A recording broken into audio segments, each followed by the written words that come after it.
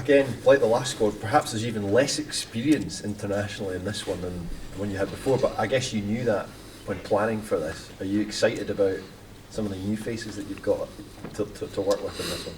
Yeah, absolutely. I know that that you're right. There's a lot of experience out of the team, out of the squad.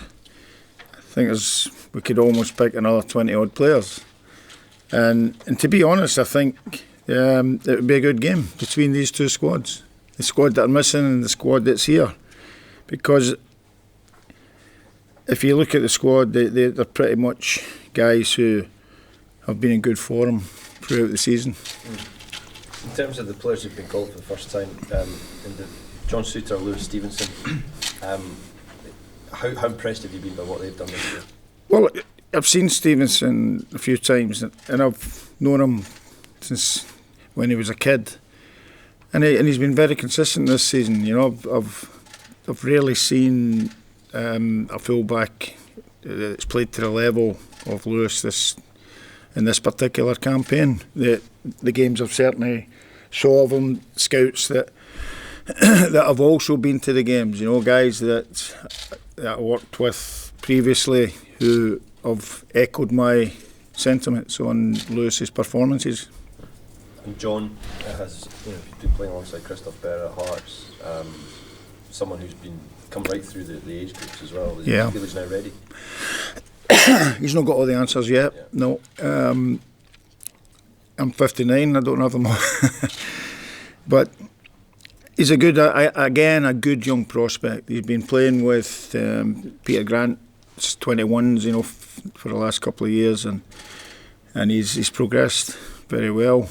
And he's still got a lot to learn, but I think he's had a very good season underneath Christophe Berra, who would have been a real good guide for him and keeping him right. And he's definitely one that we want to have a look at. In terms of the Celtic players in this squad, obviously you've got Lewis Morgan in first time, and Jack Henry, and Stuart Armstrong, who's not played a lot of football recently.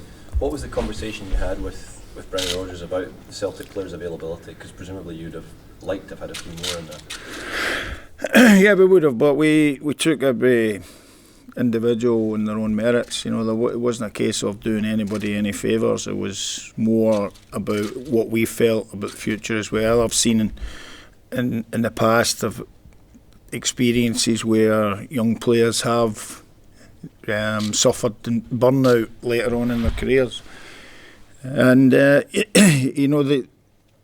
fact that the Celtic boys have played a lot of football over the last 2 years, never missed training sessions, every available training session they've been there as well. So there's a fantastic input from them, and ultimately, if it's going to benefit the national team, that's why I've allowed some concessions. Is that something that you chatted to Brendan about? It was a 2-way process, yourself with him and him to you? Yeah, I did. I had a chat with Brendan, because obviously there's a lot of Celtic players in the squad, and one or two of them, will definitely be in better, I think, condition for the coming Euro qualifiers. Because you're trying to strike a balance as well. These games right now are important, but you've got more important ones down the line. Oh, absolutely. I think that we've just used a bit of common sense. Can you talk us through the process of how you worked out, who needed the rest? Was it quite complicated? Well, we've got all the stats, so you see all the playing time and the training time. Anything you want is available, and we shared that information. I shared that information with Brendan, and it's there for somebody else, to show what they can do and enhance the squad even further and give me even more selection headaches, which in a good way.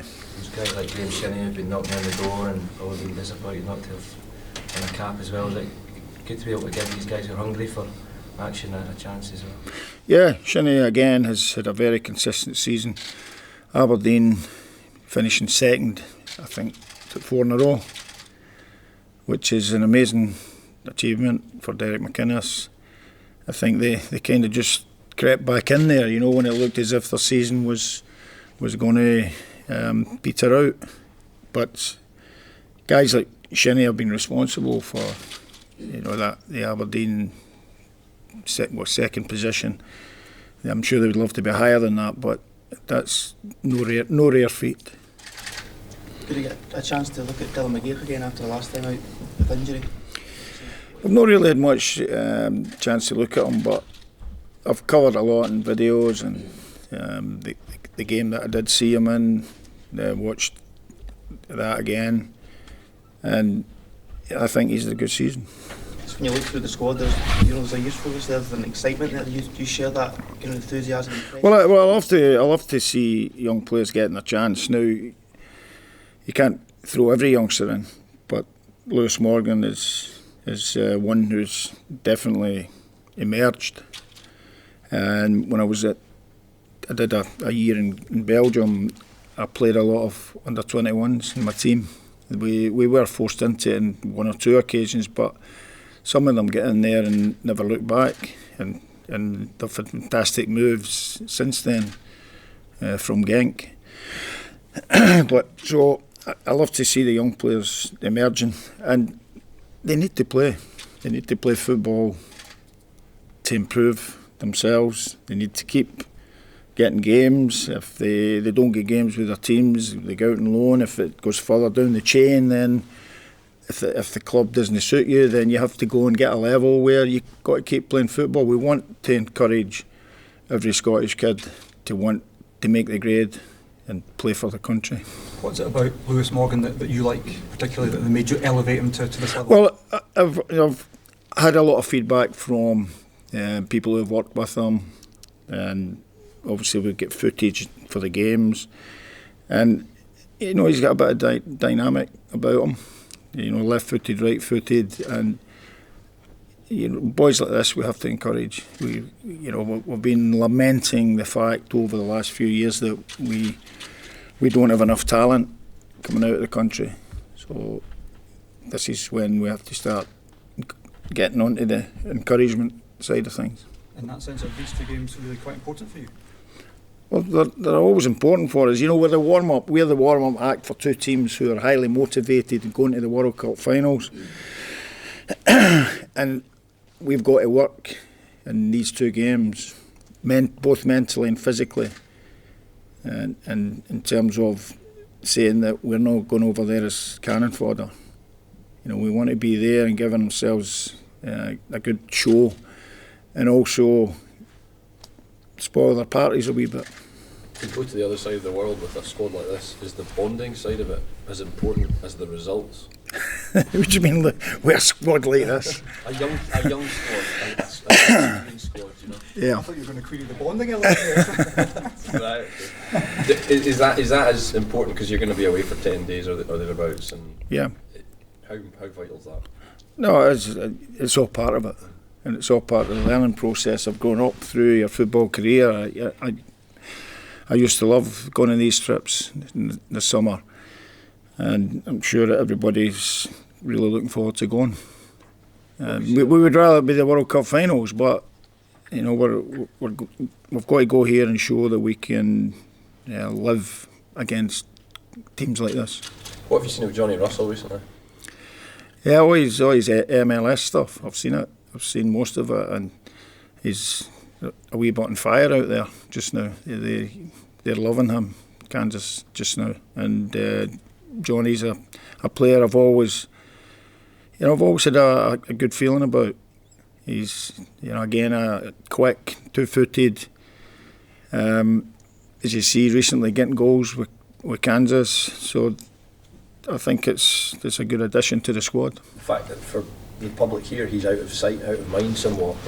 That some people might look at and think, what's he doing out there? Why has he moved from? He was at the Championship in a team that was pushing for promotion every year. I'll tell you what. When we meet up next week, I'll ask him that, and I'll come back to you, Charles, because I wondered that as well. But he's in top form, and it is a good level of player. We know that there's a lot of Europeans out there okay, maybe some players who are down the other side of the mountain, like Ibrahimovic, but there's still some level of player. So he's going to be playing against guys like that. He's still going to be learning a lot out there, and he can bring that to us. Just in general, how challenging has it been preparing for this trip, planning for it logistically with the altitude and that sort of challenge? Yeah, well, that's where our backroom team have done their homework really well. The performance guys have been instrumental in contacting MLS basketball teams, coaches out there that we know that are in those particular fields, and they've gave us great advice on how to deal with the altitude and the level of training that we need to do or not do with the players, which is going to be really important. So the tactical stuff, the shape of the team is going to be very important for these two games. What do you remember of playing in Mexico, that World Cup, and the heat, I guess, and the altitude? How did it affect you? Yeah, I was affected because I played in the first game against Denmark. We lost 1-0 to late goal. We played a really good game. Charlie Nicholas was in top form that day until he got cruelly raked down the back of his Achilles by Klaus Berggren, one of the Danish players who played in Italy at the time. And I'm sure if Charlie had stayed in the pitch, we would have got a goal back, but we lost 1-0. And then I got a bit of the Mexican belly for the next game. I drank, I think there was ice in my water. And I was feeling terrible for the build-up to the German game. And I woke up in the morning and Sir Alex said, "Come on, I'll take you for a fitness test."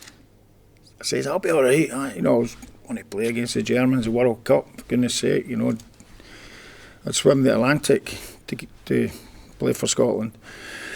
And he said, "Don't let me down here."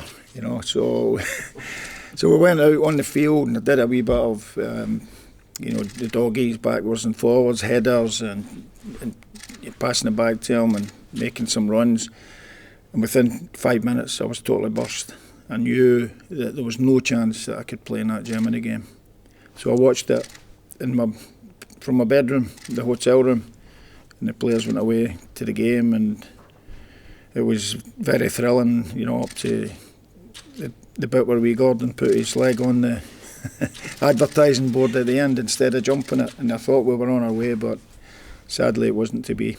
So that was my main memory of Mexico. Not great then. Oh, fantastic. I missed the cap against the Germans.